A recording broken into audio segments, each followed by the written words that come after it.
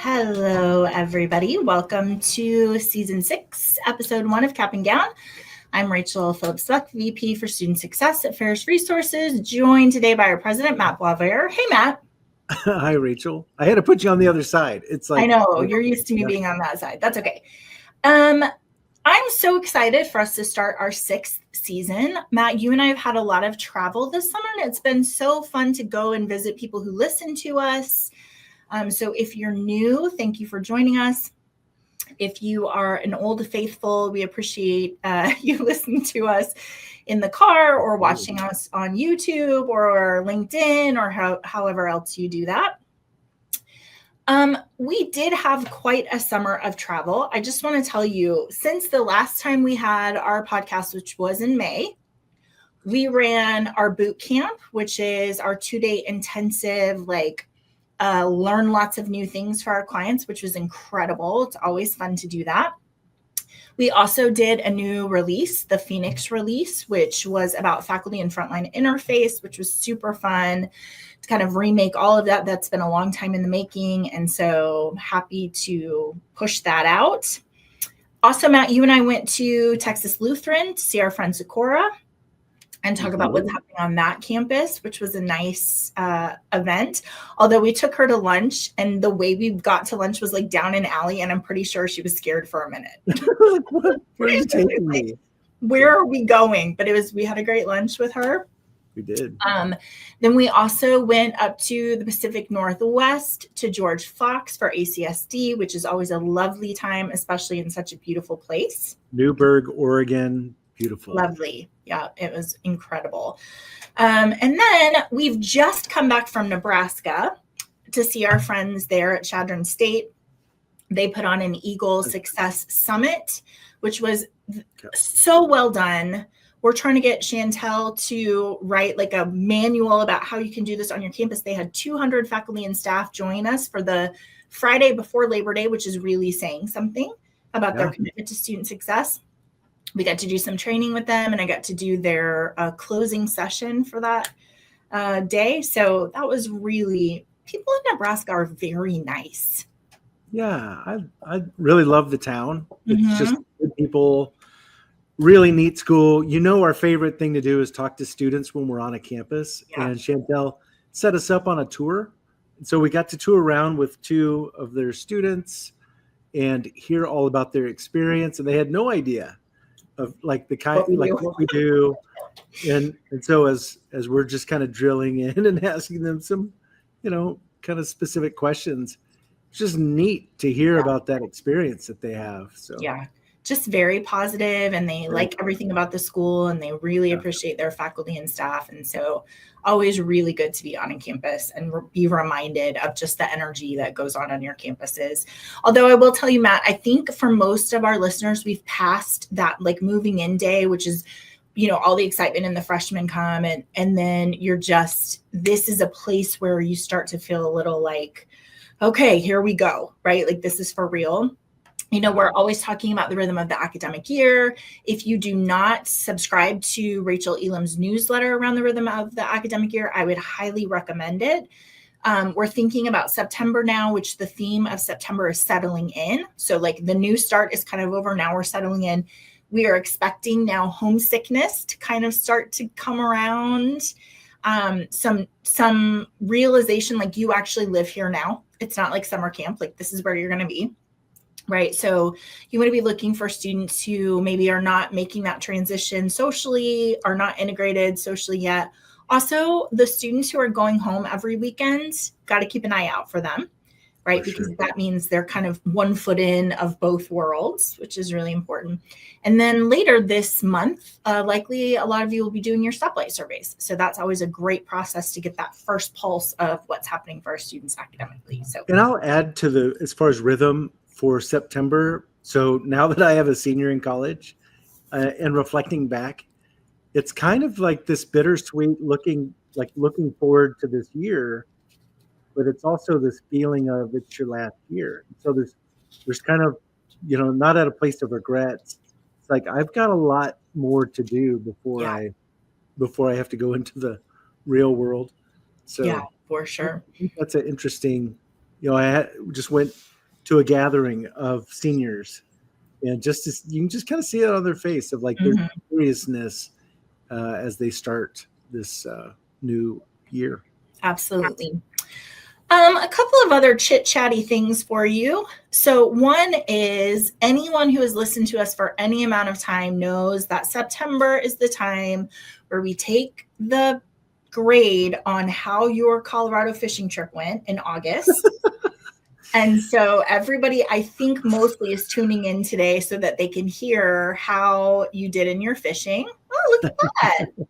Yeah, thanks, Bailey. Well done. So look, at this time last year, I was in the lead. I had 2 nice fish. So for those of you who don't know, my family has a trophy.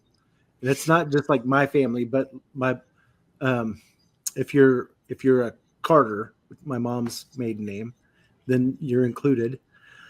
But anyway, this year I had a great day, probably the best day fishing in my life. Over 30 fish caught in one day. I caught an 18, a 17, 2 16s, a 15, 2 14s. It was just like full of really nice trout. Yeah. So that was fun. Right now I am in the lead with the largest trout, but I expect that'll fall because it's only an 18-incher. So how long does it go? Like when's the cutoff? December? But you're not catching fish in December. I'm not. But is anyone? Not really. Oh, I mean, really, it'll come to an end at the end of this month. So last year it was around September 23rd. Okay. Pretty sure that's the day that I got beat. But not that anyone's counting. So there's a little bit of time left. But let me just say, for me, it was just a great time. And you can see that I got my oldest 2 in the stream at the same time. And so Ella and Aiden joined me, and good family event. I haven't been able to work with Ella in a long time on the stream, and her cast is great. And so we had a lot of fun. Yes, good. Yeah. Super fun. Let's see. I told you I have had the experience this week of dropping my 8th grader off at the mall. Yeah. So in small town America, if you're curious, the mall is still alive, but not really. No, it is, Matt. When's the last time you went on a Saturday at 3:00? Because holy moly. Really? There's so many people there. Yeah. Okay, so right. I just mark that as in the same week I dropped her off at a high school football game and then also at the mall. And I'm marking this as like the moving towards a more independent way of being. So yeah. I may or may not have cried about it, but I'm feeling happy about it now. I'm very glad we want her to keep progressing. Yeah. So it's good. So you have that, but also you had a 22-hour drive to California and back. Oh yeah, I did. Our CIO, who is one of my dear, dear, dear family friends, he and his wife celebrated their 50th wedding anniversary, awesome. But it fell right before I had to take Lillian back to school. So Clint and Lillian and I drove 22 hours, spent 36 hours in California, and then drove 22 hours back, which I like driving, so I'm not sad about it, but it is maybe something not everyone could say they have done, I have never driven that long, and I've driven to Seattle and back, for sure. All right. Well, I feel like that's some good catching up that we've done. So before I say this, because I know Bailey's going to be quick on our graphic, I am not going to recap the State of the Union since May.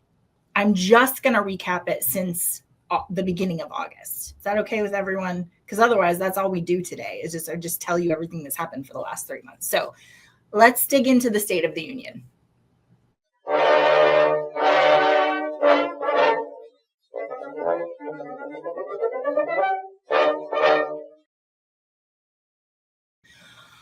All right.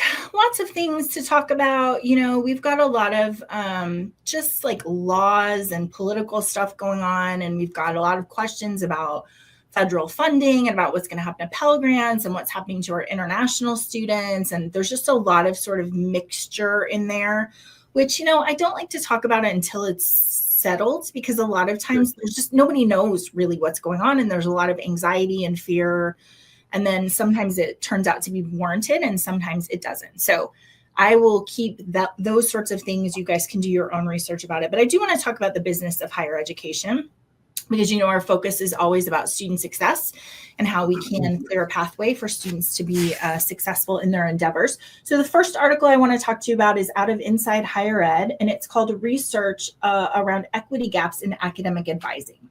So this is a very, very interesting article that's coming out of some research that was done at a large public research institution. The total enrollment at this institution is 80,000 students. So think like big, like really big, right? So they did a survey around students, and they found out, first of all, students of color and international students are more likely to participate in advising appointments, but they're still graduating at lower rates than their white peers. So part of this article is about, it maybe is not so much about them taking advantage of those services, because they are doing that. It's just that we haven't developed a good holistic way of using advising to help coach those students through. So, Matt, I'm thinking about some of the work that we do around advising. We just had a great conversation with a room full of advisors, and thinking about how do we tease apart degree plan specialist, which is very, very important. It's the way we get our students to graduate on time. And then this other part of advising, which I call success coaching, which is a holistic, I'm your person, any question you have, come and see me and we'll figure it out. And then there's this third element, which is sort of around major and industry specialty, where your faculty can speak into like, and here's what this looks like and where you're going to get a job. And I can introduce you to the right people and make sure you have the right internship opportunities. But I think all three of those have to be sort of woven together in a way that makes sense, because any one of them independently is not good enough, right? It's not setting students up for success.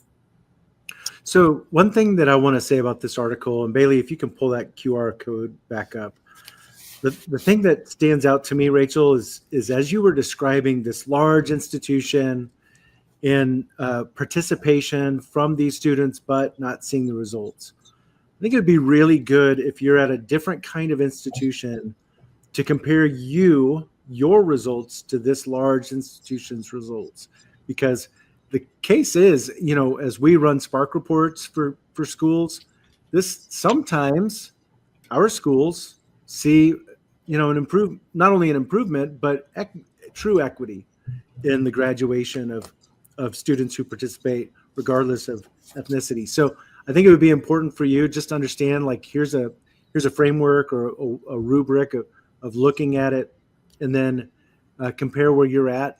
Certainly, overall, a lot of work needs to be done to provide exactly what you said, Rachel. We need to have really intentional guidance all the way through the process. Yeah, It's not just degree planning that's going to help, but having this holistic approach. So if you feel like you're doing a great job at your school, but you haven't measured it, please measure it. If you feel like it's not going as well as it should, measure it so that you can hold that out and say, we have to get better at this. Yeah, it's interesting. Some of this stats coming out of this article, 8% of students said they had received no assistance from their advisor since starting college. 5% said they had never met with their academic advisor. 23% said they have to set up meetings with their academic advisor if they want to meet. And then 10% said it was difficult to get an appointment with their academic advisor. That is the pessimistic view of all of those things. If you take those numbers and subtract them from 100, right? 92% of students are receiving assistance. 95% of them are meeting. So I think there's a lot of good support. It's just what we do in those meetings. And Matt, when we were meeting with our advisors, one of the things we said is that you can give your advisors a set of questions to encourage meaningful conversation. So around rhythm of the academic year, how are you feeling? Are you feeling homesick? How often have you gone home? How are you adjusting to your classes? Because there's just an artfulness to how we show up for our students. We don't want to be like, how many siblings do you have and where are you from and how long have you lived there, right? But we do want to understand their context and what they're bringing. And so I think that here's a set of questions around what they're experiencing now could be really, really helpful. Also, let me just say that the advisors at this school have a caseload of 400 students. So I think we found part of the problem. I don't know. I mean, that was our caseload in the College of Business at ECU. For one counselor, you had 400 students? Advising. 1 Okay, to well, 400. I'm spoiled because I only had 200 students, and that is the right number, in my opinion, humble opinion. Okay, another thing that I think is super helpful for us to think about as the semester is getting started, I was reminded by this actually by Kimberly Thornberry, who we love and is so amazing. She posted this on LinkedIn. It's a New York Times article that's called "The Typical College Student is Not Who You Think."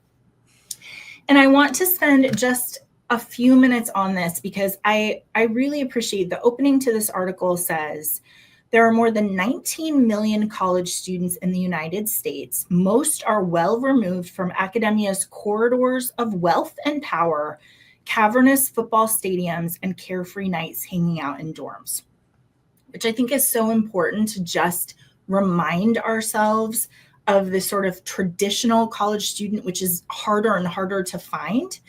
And Matt, so much of what's happening in the news is about these really big institutions with gigantic endowments, right? Who have a lot of research, like R1 institutions. And I think our listeners tend to not be associated with those kinds of schools. It's a smaller school. It's a little bit more personal, a little bit more engaged. And so I just want to give you some statistics about college students in the United States now. First of all, 43% of undergraduates attend community college. So there are 4,000 community college granting schools. 9 million students are enrolled in those community colleges, which is about 43% of Americans' undergraduates, which is really amazing. 75% of community college students are enrolled part-time, which I think about Dr. Nancy Schenkel and all of the work that she's doing to make sure that students who are at community colleges then continue on with a full-time degree. Because one of the hardships is it can be a very slow and sort of meandering pace if you're just taking one class at a time, or if it's not kind of your full-time brain space, right? You're just doing the best that you can as you go through. So it's pretty amazing. 20% of all undergraduate students are parents.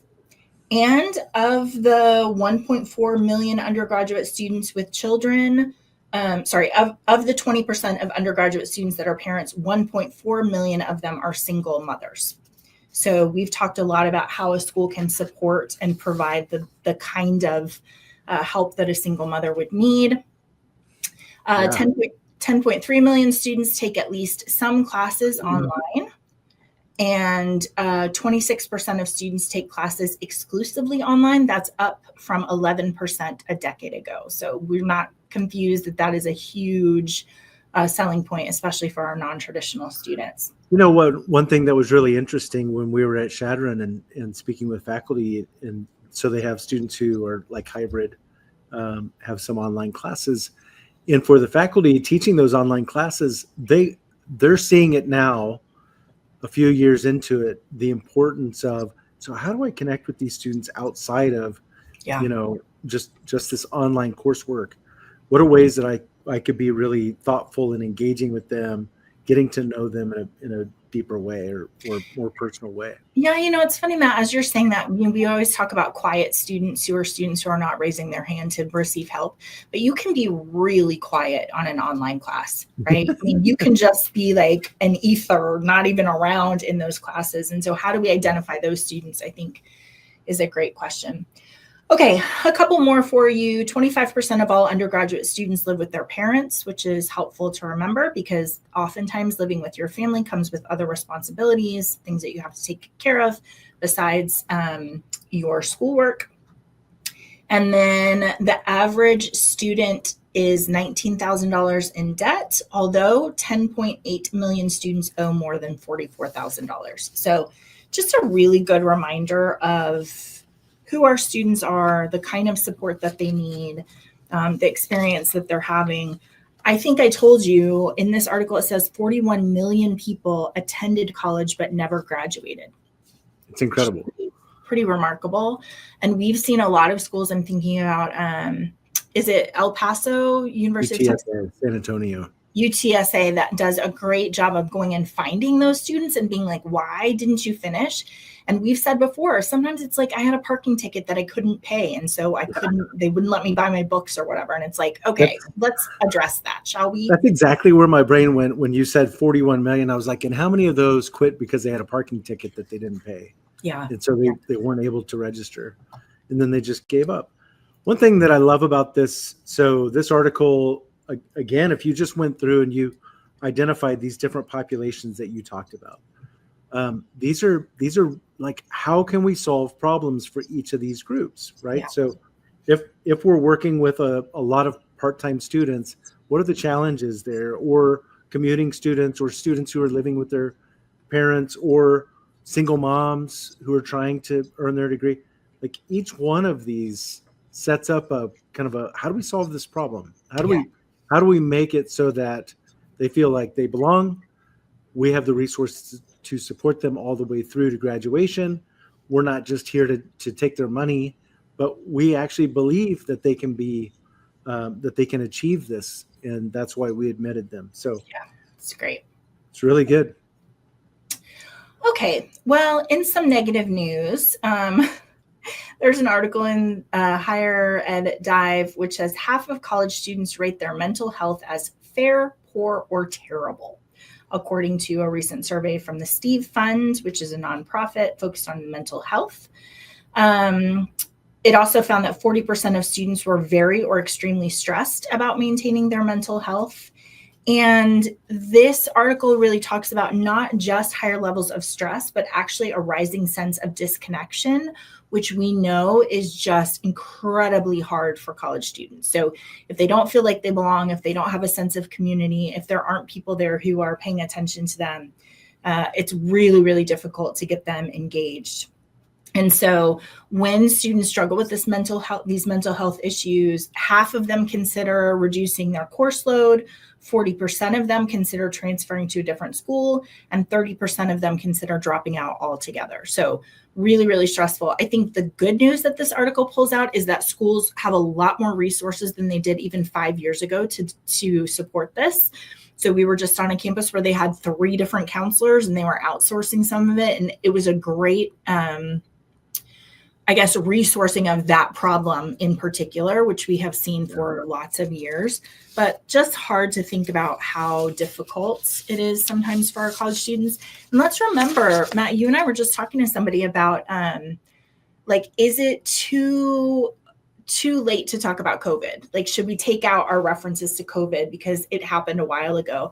And we were saying, yeah, but every student has a place where they are missing something because of COVID, right? If they were 12, they didn't develop this thing because they weren't in school, or if they were 15 or if they were 16, like every building block of growing up can be affected. And so you're going to have students who were in preschool in COVID, and they are going to have things that they've got to still continue to make up. And so just thinking that through and that hardship, I think is really important. There are some states, so Dr. Lori Schreiner was talking about it, where, for 2 years it was all online. They weren't around. They didn't have the social development. So yeah, I can understand this. And I think I'm grateful for some of those outsourced companies or resources that exist for campuses to be able to handle this load. Yeah. Because it's going to take a while for this to go away, if it ever does. Sure. That's right. I mean, we saw it, I would say, pre-COVID, in the 4 years prior to COVID, we saw this starting to ramp Absolutely. up. And so even if it comes back down to 2016 levels, that was 4 times higher than it was in 2010. So yeah. That's right. It's fun to hear our faculty and staff talk about how open students are about counseling, that they just are willing to say, like, yes, and I went to counseling, and there really isn't that same sort of stigma. Yeah. So the freedom to be able to talk about that's part of being a healthy person, I think is awesome. It does cause some hardship, I think, for schools to be able to keep up with it. All right, I have a couple more for you. This one I think is so interesting.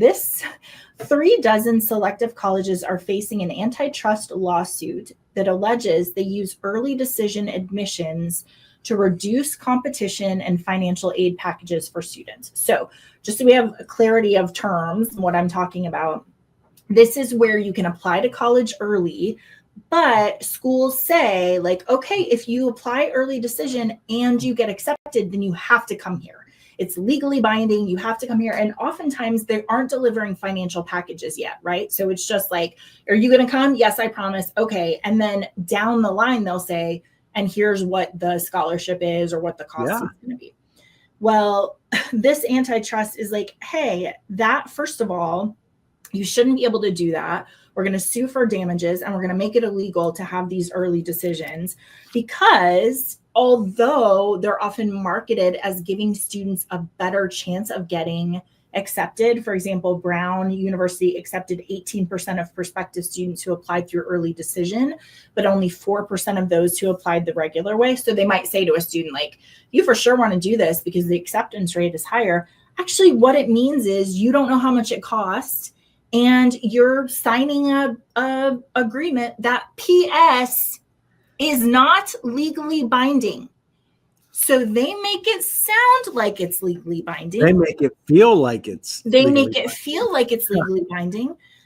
They talk a lot about like, okay, you're going to sign this and you have to have your parents sign it and you have to have your college counselor sign it. And it's like super official, but it doesn't actually mean anything. It's like buying a car when they go and they're like, hey, will you sign your name?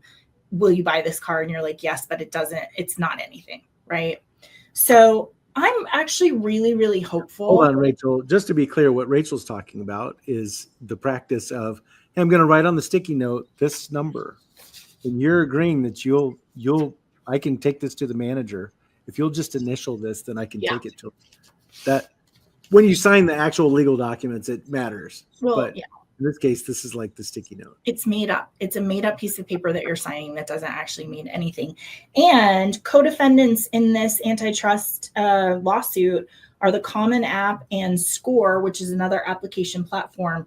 They're in this lawsuit because not only do they require applicants to sign early decision documents, kind of facilitating that between the student and the school, but also the platform bars students from submitting more than one early decision letter. So if you signed it with somebody, they're like, okay, well, that's binding. Now you have to go there. We're not going to let you agree to go somewhere else. So I think that will be really, really interesting. It's a weird psychological scarcity. It's like weird.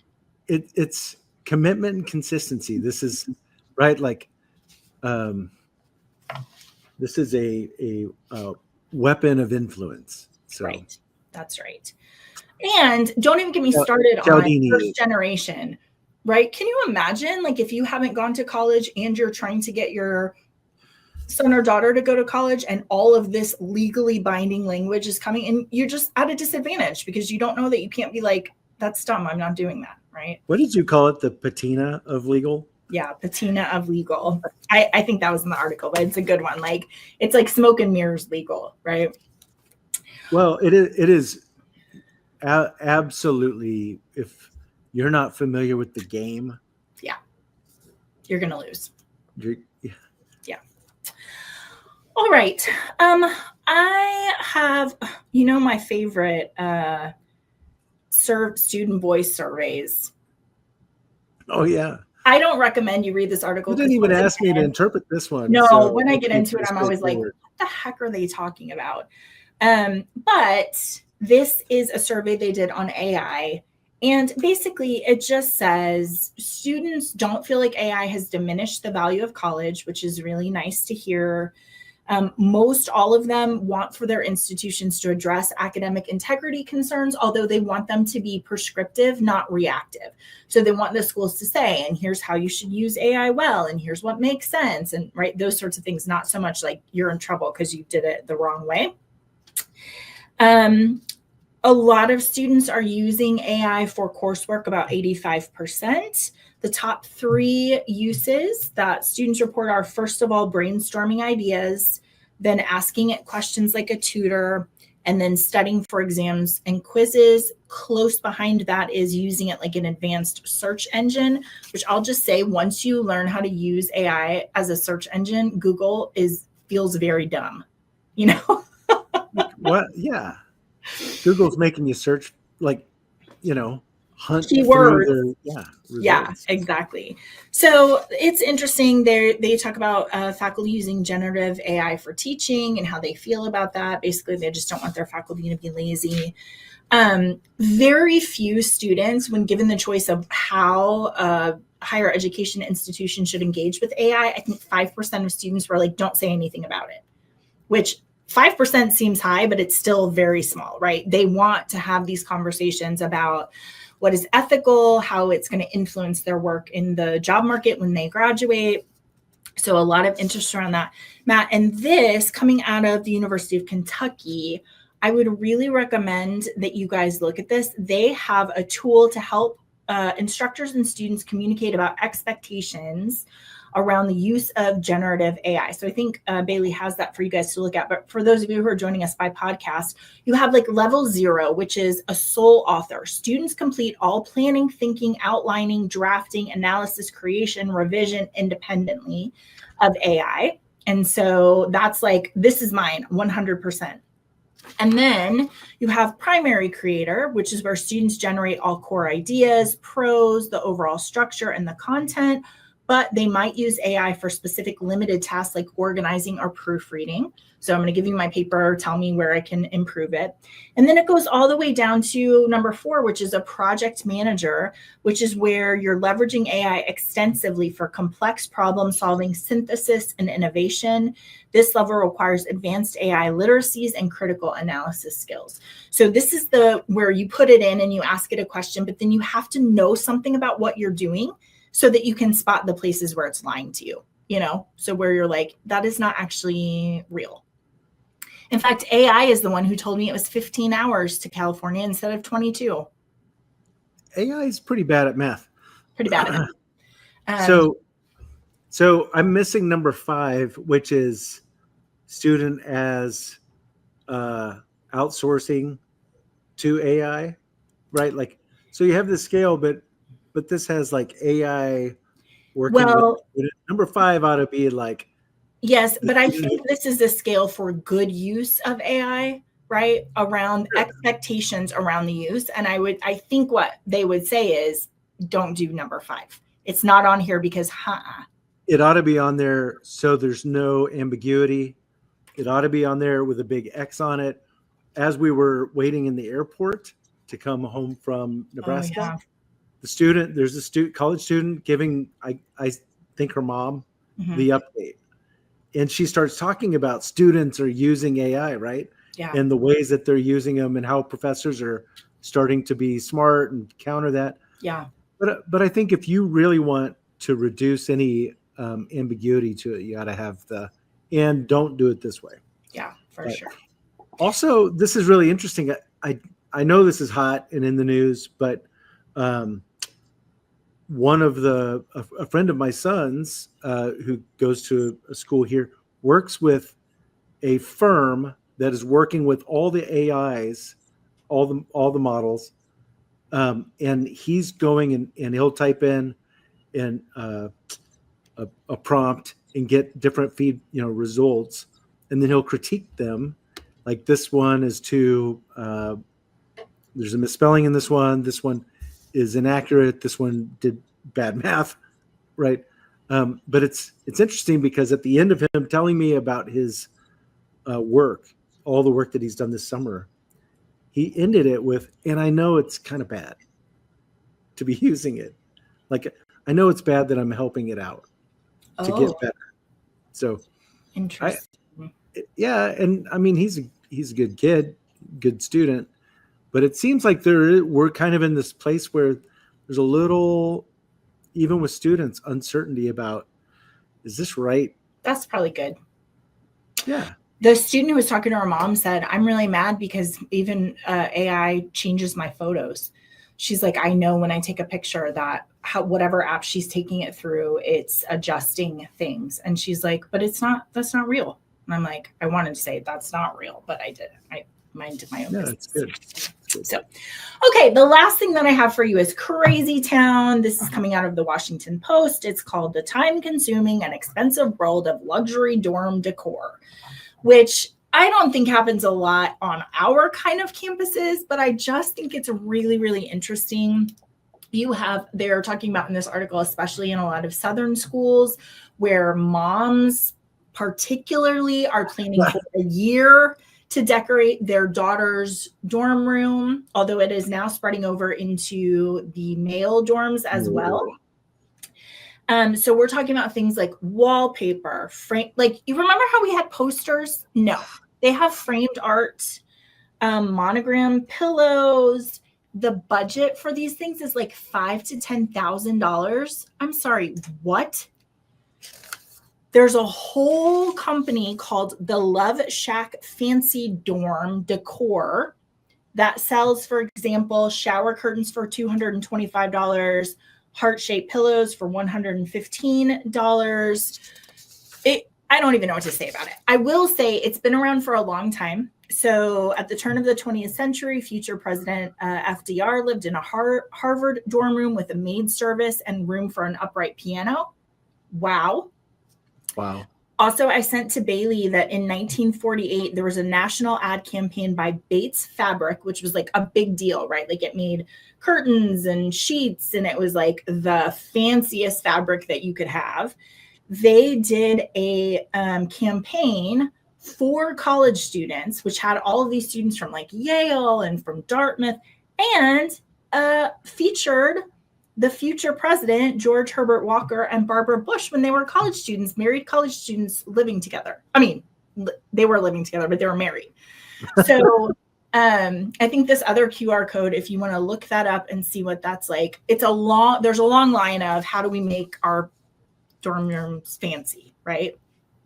But the reason I think that this is an interesting article for student success is because it talks about how decor is a signifier. So if you think about, here's what it says. It says the type of people who decorate that way know what kinds of friends they want to make. The flouncy decorators, she said, are typically extroverts who plan to be part of Greek life on campus, and they come to college to befriend many similar people. A minimalist decorator, on the other hand, maybe is doing a major that's a little bit more analytical or into more niche activities. She added, it's almost like the Montagues and Capulets. They won't really interact even on the floor. Which, as I'm thinking about sense of belonging and messages that we're sending out, can you imagine being in a hall where everyone's room, they had $10,000 to deck out their room, and you show up like we did to college, which is like, I've got my pillow. We found a couch on the street. That's it. Yeah. So really, I don't know. I feel like there's maybe some, I would not be mad about rules of what you put in your dorm room in terms of, we don't want a college student like we just talked about, right? Who's a first generation college student who's showing up, who's taken out a bunch of loans, who's really committed to their education, showing up in a dorm room and being like, I do not fit here. I don't know why I'm here. Away. Yeah. And also the other way, which is like, yeah, you don't fit here. I don't know why you're here. So. I remember, it's a long story, but I helped when I was a freshman. I helped my friends move into their female res hall, and there was a mom who was measuring her daughter's room, and then went over and measured the room next door, and then wanted to know why her daughter's room was a few inches shorter. Like, she doesn't have as much square foot. I don't know why, but it was a huge deal, and that was back in the 90s. So okay, listen, Matt, my charitable reading on that is that parents are stressed out and they're just trying to figure out how, but also, what are we teaching our kids? And I think, Rachel, maybe that's at the heart of what you're saying about rules, but when I think about my kids going to college, what I want is for them to have a room that's like a setup that's welcoming, that's not about, I have $10,000 to spend on it's not a display of wealth, right? We're not trying to display our wealth. We want you to have a place that you can live that's going to be comfortable, but I'm not trying to teach everybody, like, look at how much money I have, right? Right. Anyway, you and I have talked for a long time about this idea of actually, and I think we serve some colleges who do this, who are like, yeah, it's a place for you to sleep. we don't intend for you to do more here. Like, there's classes are the most important, and community space is important, and all of those other things are important. We're not in the business of excessive wealth in our dorms. I'm going to tell you the most bougie thing I told my daughter Ella that she should buy this year. Okay. If I could go back and do anything over, and I think this makes sense, but I'm going to spend money on my dorm room. Where I'm going to spend it is the mattress. I didn't even say to you in this article, this woman bought a $470 mattress topper.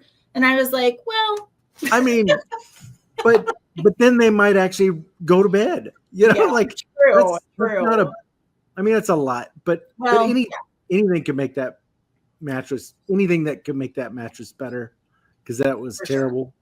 One thing that I really like about this article is they have interior designers who specialize in this. Like, you can pay them $3,000 plus your $10,000 budget and blah, blah, blah.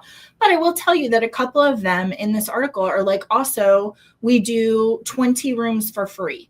So you can enter in a drawing. We'll buy the stuff for you. You don't have to pay our cost. It's a way of us saying like, hey, I know that not everyone can do this, but we want to give back. So that's a good way to make that crazy business a little bit better, but still.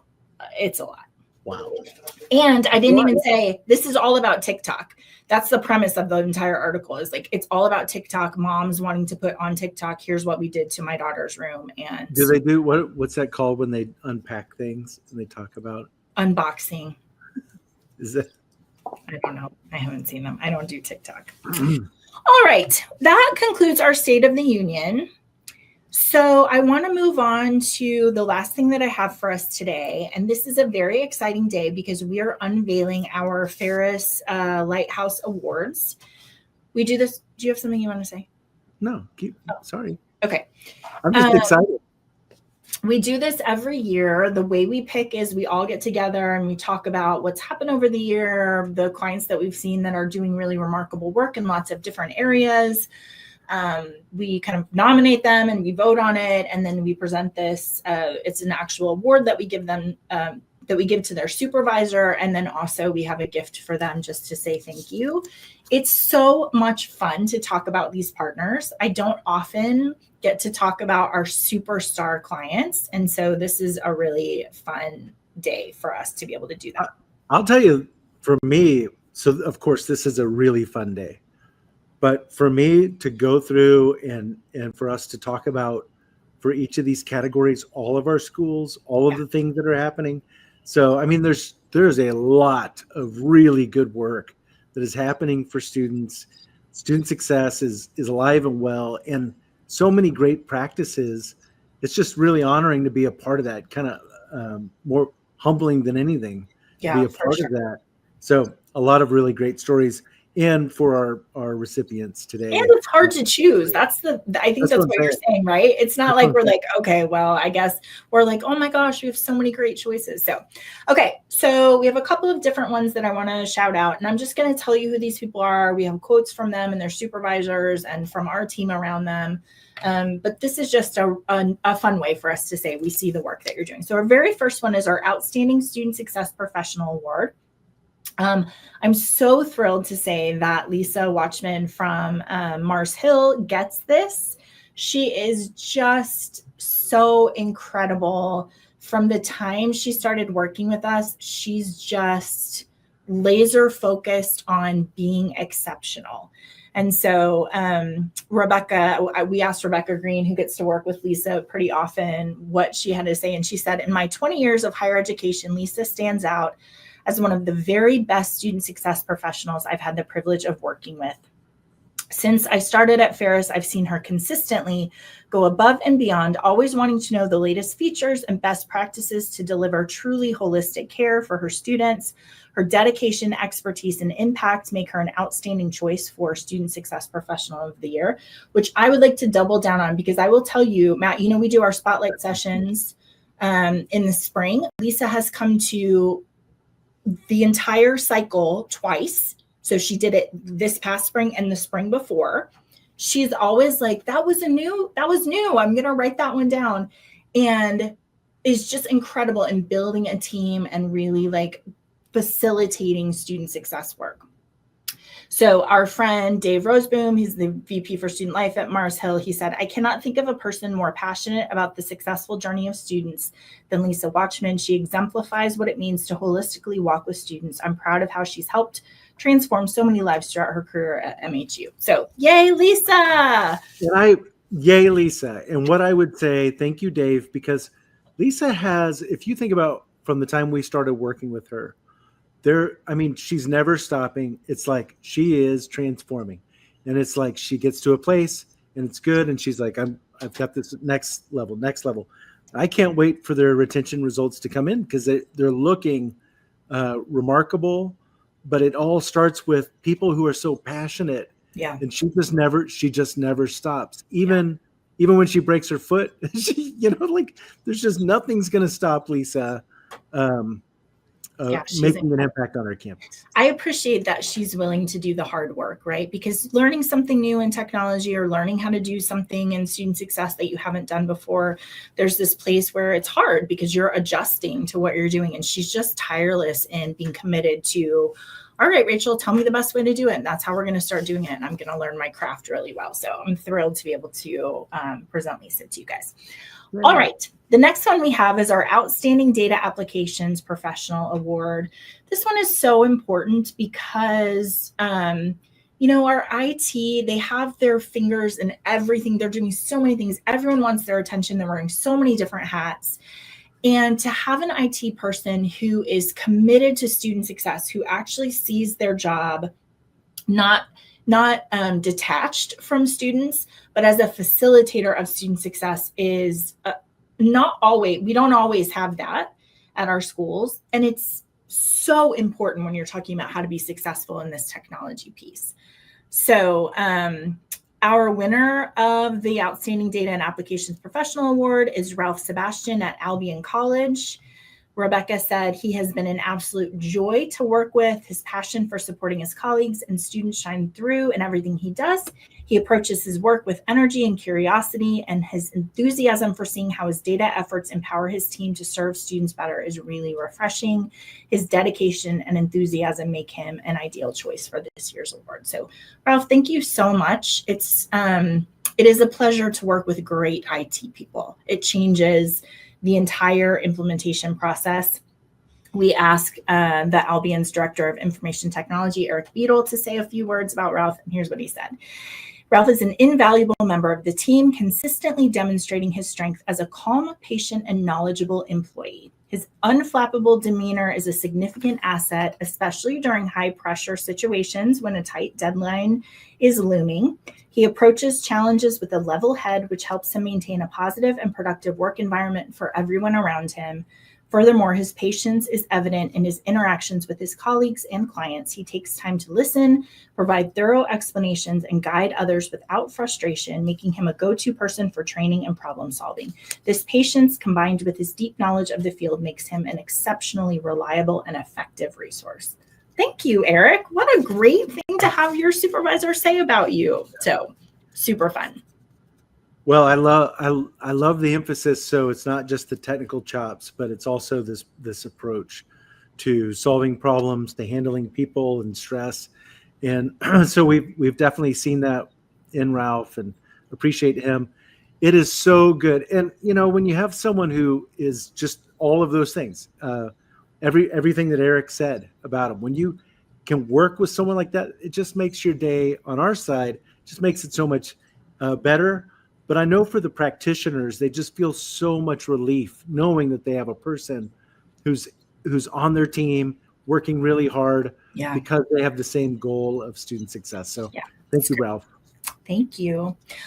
Okay, our next one is the Institution of the Year Award. So super happy to name Wartburg College as our Institution of the Year. They just have killed it when it's come to student success and all of these little pieces. As Rebecca was reflecting on them, she said, we're so delighted to honor Wartburg. Their approach to student success demonstrates exceptional leadership in transforming campus culture through strategic intervention practices. Their commitment to fostering meaningful connections between students, faculty, and staff has created an environment where students can thrive. What sets Wartburg apart is its dedication to continuous improvement and its ability to adapt innovative solutions that address unique needs of its campus community. They represent the very best of what higher education can achieve when institutions prioritize holistic student development. So I don't know, Matt, I have so many things I can say about Wartburg. They are just so eager to get in and to make a difference. And there's not a lot of talking about what we should do. There's a lot of doing, which I really, really appreciate. And I think to a person, people are like, tell us what's the best way to do it, or here's our idea of how can we adapt this to what we're already doing.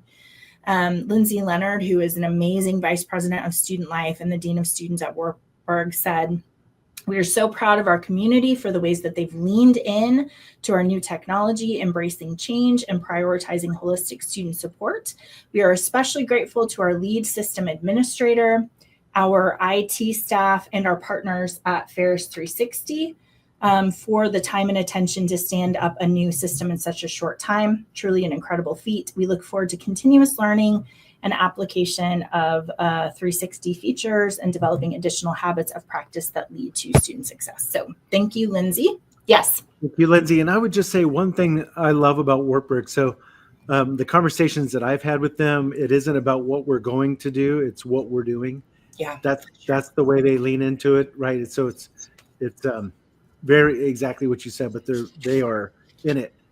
And also they are working very hard to bridge the gap for the student experience to be one holistic approach instead of it being just an academic thing or a student life thing. They are really working hard to bridge that gap between those two sides of the institution. So congratulations, Wartburg, on being our Institution of the Year. Excellent. Okay, a few more for you. So retention intelligence, you guys have heard me interview Viva Gore, who's our director of retention intelligence. She's incredible. You've met Cameron Branch. She's also incredible. So we have a retention intelligence leader award, which this is about a school who is really taking that data, making sense of it, acting on it, using it to inform their campus. Matt, you and I, it is so fun when we go to a campus that uses retention intelligence and they're like, we know this is the area where students retain best from, or we know this is a population that we've got to create a system for. And this school has just done a remarkable job. So McMurray University is our retention intelligence leader. I think about Jennifer and Cindy and their whole team there. They've done such a great job. Cameron from Retention Intelligence said, McMurray is dedicated to improving student outcomes with the insight provided through retention intelligence. They act on their data by using it to inform decisions and create strategies to support their students best. They are guided by a passion for service, and their team reflects the heart of this award. So congratulations, McMurray. You guys are doing a great job at taking that data and making it actionable, which is why it's called Spark, our Spark reports, because what we hope is it sparks conversation and action around student success. So great job. That's great. Okay. They are a leader. Yeah, they're incredible. All right, we also have our Emerging Leader Award, which is all about potential and momentum. So we think about our new clients, we look at what they've done in the short time that they've been with us, really looking for how they've built something really remarkable over a short amount of time. So super happy to tell you that Missouri Baptist University, MOBAP as we call it, has won our Innovation Award, Emerging Leader Award. Yeah. Right. What? Say that again. Which part? Missouri Baptist has been recognized as our emerging leader. All right. That's, Okay. When asked about the award, John Hessel, who's our Missouri Baptist VP for Student Development and Dean of Students, said, "We are truly humbled to receive this recognition. One of our goals at Missouri Baptist University is to provide transformational student experiences that focus on and support the whole student, not just part of who they are. This award reflects the passion and work of my student development team and the incredible buy-in from our campus partners across the university. I am so grateful for our partnership with Pharos, whose support has helped us accomplish our mission and vision more effectively. Most of all, I am proud of the meaningful work we are accomplishing together to strengthen student success across our campus, which you guys, John did a webinar with me about how he has built out their system, which they call Spartan Connect. I cannot recommend it highly enough. He's just articulated so well all of the ways that he got buy-in across campus. I was asking Shauna about this because she just finished implementation with them, and she said, "It is a true joy to work with MOBAP. John Hessel and his remarkable team care about their students and consistently strive for excellence. Our partners at MOBAP have demonstrated thoughtfulness and an unwavering commitment to student success. John's leadership in fostering full campus buy-in of Spartan Connect, Pharos 360 platform, was especially inspiring. He provided a master class in building meaningful collaboration across campus, and his willingness to share that expertise with his peers has made him an invaluable resource. MOBAP is most deserving of this prestigious Pharos Lighthouse Award. We look forward to witnessing their continued success and innovation in advancing student success." So very happy to award MOBAP, Missouri Baptist University, our Emerging Leader Award. And it's just so rewarding to watch, right? We laughed in the webinar we did with John. It's like a slow start because he's doing all of this foundation work. He's building all of these partnerships and collaboration and all of that. But then once you've done all of that work, it's just like a rocket. It just takes off and everybody's on the same page, and there's so much collaboration that goes on there. So that's super fun. What I love about John is, I remember the first time I met John at a conference, and it was like instant connection. And the thing that I would say is he just had the vision, and it was like, this is what we're doing. It's going to take me a while because I want to build that collaboration across campus, but this is what we're going to do. Yeah. And why? And so just very intentional. And I love seeing that and seeing them be recognized as the emerging leader. For sure. Congratulations, you guys. Okay. Our last one that we have. So we're always looking for, actually, I don't think that's true, Matt. I think I skipped one. I did. No wonder Bailey was confused. Yeah. She's like, you missed one. Surprise.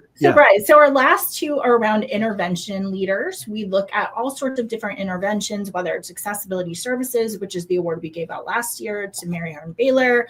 We think about career services, any sort of office on campus that is doing an intervention with their students. So our first intervention leader is around student conduct. It is Missouri Southern State University, who's really invested in student conduct and how that can be about growth and support.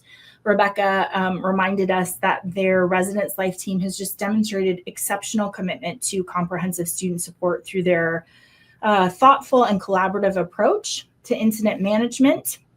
Their use of Pivot, our conduct platform, has led to meaningful interventions that genuinely support student growth and community well-being. MSSU exemplifies the kind of innovative student-centered leadership that makes a lasting impact on campus culture. Fun fact about Missouri Southern State is that they were our very, very first client ever at Pharos, still with us. That is 13 years. They've been with us 13 years. 17 years. No! So listen, right about now, we started having that conversation with them 17 years ago. That's incredible. And so Faustina at Missouri Southern, there are features embedded in 360 that came from our first conversations with Faustina, our earliest work. Yeah. So congratulations, you guys. This is fun because it's like a second wave, right? You do an exceptional job with student success, but then also pulling that out into student conduct, I think, is really remarkable. And that's what I was going to say, Rachel. What's really neat about Missouri Southern is you think about generations of workers, those who have on their campus, they call it Line Alert.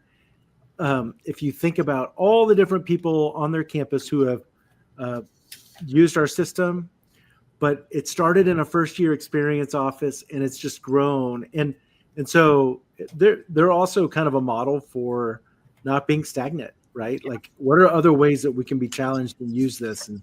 And so being able to use it in a student growth perspective for conduct is really powerful. For sure. Okay, and then our last one, also an Intervention Leader Award coming out of advising. So this award for advising goes to Nuria Hall from Hardin-Simmons University. When we asked Gracie Carroll, who's the Associate VP for Academic Advising, about this award and Nuria Hall specifically, she said, HSU is truly blessed to have Nuria Hall join the Advising Center's team. Implementing a new advising model has met with some challenges, but Nuria, with her years of experience, continues to be an instrumental force, offering great insight and recommendations. She also reintroduced our team to Beacon, which is what they call Pharos 360, and how the features can serve our needs in the advising world. Nuria's knowledge and her superb problem-solving skills will positively impact our processes and the success of our new advising model. And then Rebecca said, Nuria's passion for student success transforms everything she touches. Through innovative strategies and deep insight into students' needs, she's revolutionized advising at HSU with interventions that create meaningful, lasting change. Her collaborative spirit and extensive in-depth advising experience make her invaluable resource to her colleagues, while her unwavering dedication ensures every student has the opportunity to thrive. This honor celebrates not only her exceptional leadership, but the profound impact she continues to have on her entire campus community. So congratulations, Nuria. Matt and I both worked with Nuria at our old institution, and I will tell you, when I had an advising question, Nuria is the one that I would call. She always knew not just the degree planning piece, but also all of the resources that we had that we could offer to students. So I'm thrilled for her to be at Hardin-Simmons, lending her expertise there and engaging with those students. So congratulations, Nuria. We're thrilled to be able to give you the Intervention Leader Award around academic advising. Anything you want to say to that one? No, just love Nuria and her heart. And also, I mean, she's pretty enthusiastic about, how technology should not be the boss of you. Yes. It should help you. It should not be the boss of you. It should be a resource, not the thing that you every morning dread coming and working with. And it makes me really happy knowing that that's her philosophy, that she likes working with us. Yeah. Nice. All right, you guys, those are our 2025 Lighthouse Awards. So happy to be able to talk about those superstars. Matt, I say all the time, we just have wonderful clients, and it's always nice to spend time with them. Rebecca has phone calls with them all the time. When I get to join a meeting or when I get to be on campus, it's just, they're delightful people. They're really fun to be able to spend time with. So thrilled to be able to give those awards. Anything you want to say before I give a lineup of what's going to happen this semester? Well, I mean, that's a great way to start cap and gown. We've got some, as we're getting acclimated to the start of this academic year with the State of the Union, and then a reflection of this past year and some really great work. And so that's a great way to kick it off, Rachel. Awesome. So we actually are going to we'll do our cap and gown next week. So don't miss that one. We're going to continue our slow productivity, which remember is our book of the year. So we will continue that one. I think just so many good conversations, and I think super helpful for our practitioners. So then we will take a week off, and then coming back, I'm going to have a guest, Suzette Parker, who's going to talk to us about her program around how we increase our students' mental health, how we give them tools for managing their lives and understanding what stress does. So I think it'll be really, really interesting, especially in light of this article we've just done about how students are feeling really overwhelmed. I think sometimes you need sort of a lower hanging content to be able to give students, instead of them having to meet with their counselors all the time, that there's actually some education we can give them so that they can be successful even apart from the counseling piece. So anything you want to add before I call this meeting adjourned? Hey, it's a new academic year and we're super excited. Thanks for joining us today. We're looking forward to this whole year of cap and gown. And thanks for those of you who have joined us for the past 5 seasons. It's kind of incredible. I give a little shout out on LinkedIn to Anthony Melcuri and our work. If you aren't familiar, you should go to YouTube and watch some of those early episodes, because I think they still hold up today. Yeah, for sure. All right, friends. Thanks for spending time with us. Have a great day.